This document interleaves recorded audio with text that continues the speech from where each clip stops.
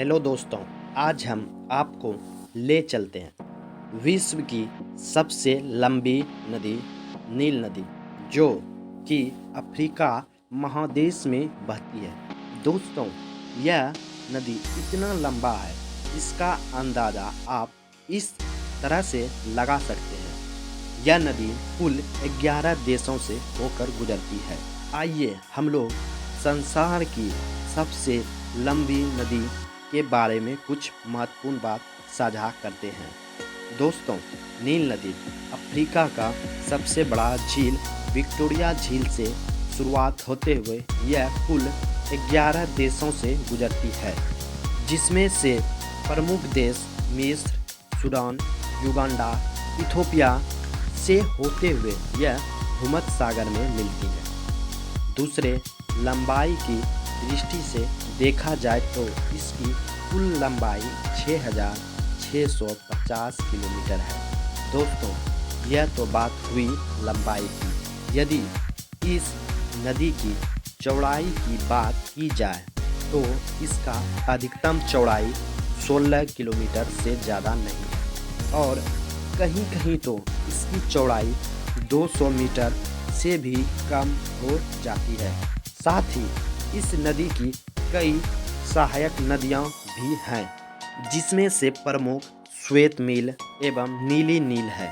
दोस्तों, आपको जानकर हैरानी होगी, यह नदी अपने मुहाने पर 160 किलोमीटर लंबा और 240 किलोमीटर चौड़ा विशाल डेल्टा बनाती है।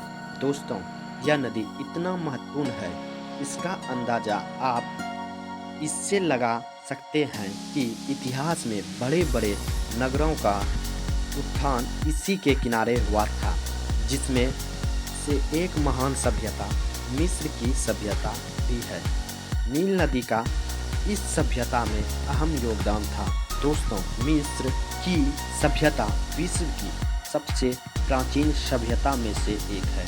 यह सभ्यता नील नदी के किनारे ही फली फूली थी। ज़्यादातर मिस्र निवासी इसी नदी पर आश्रित थे। दोस्तों, जैसा कि आप जानते हैं, मिस्र का ज़्यादातर हिस्सा रेतीले एवं बंजर भूमि है, लेकिन नील नदी की आसपास की भूमि बहुत उपजाऊ मानी जाती है, जिसका कारण है नील नदी का बाढ़। दोस्तों, हर साल अगस्त के महीने में नील नदी में भीषण बाढ़ आती है, जिसके कारण नदी का जल स्तर काफ़ी बढ़ जाता है। शुरुआती में तो बाढ़ यहाँ के लोगों के लिए बहुत ही हानिकारक होता है, लेकिन बाढ़ घटते ही यह बाढ़ वरदान साबित होता है। बाढ़ घटते ही पूरी मैदान में काली मिट्टी की परत बैठ जाती है, जिसके बाद फसलों का पैदावार काफ़ी बढ़ जाता है, जिसमें मुख्य फसल गेहूँ, पटसन, कागज के पौधे और बहुत मुख्य फसलों का उत्पादन किया जाता है, जिसके कारण मिस्रवासी नील नदी के इस बाढ़ को नील नदी का तोहफा भी कहा जाता है। दोस्तों, मिस्रवासी के उत्थान में नील नदी का काफ़ी भूमिका था, जिसमें से मुख्य रूप से यातायात, भोजन, घर बनाने के लिए उचित सामग्री एवं मुख्य रूप से कृषि पर इसी नदी पर आश्रित थे। दोस्तों, वर्तमान में नील नदी के बाढ़ से बचने के लिए असवान डैम का निर्माण किया गया है, जिसे 1970 के दशक में बनाया गया था।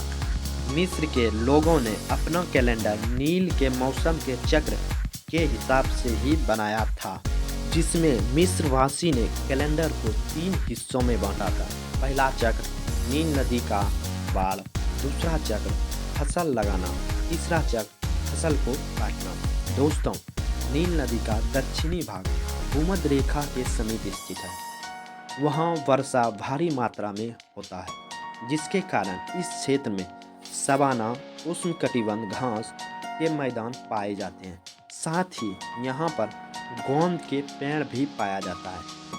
यही कारण है कि आज सूडान विश्व का सबसे ज़्यादा गोंद उत्पादक वाला देश है। दोस्तों, नील नदी अफ्रीका के लिए एक वरदान साबित हुआ, क्योंकि मिस्र सहित अफ्रीका की कई मॉडर्न शहरें नील के किनारे ही बसे हुए हैं। दोस्तों, आज के वीडियो में इतना ही। वीडियो आपको कैसा लगा कमेंट सेक्शन में ज़रूर बताएं और लाइक और सब्सक्राइब जरूर करें।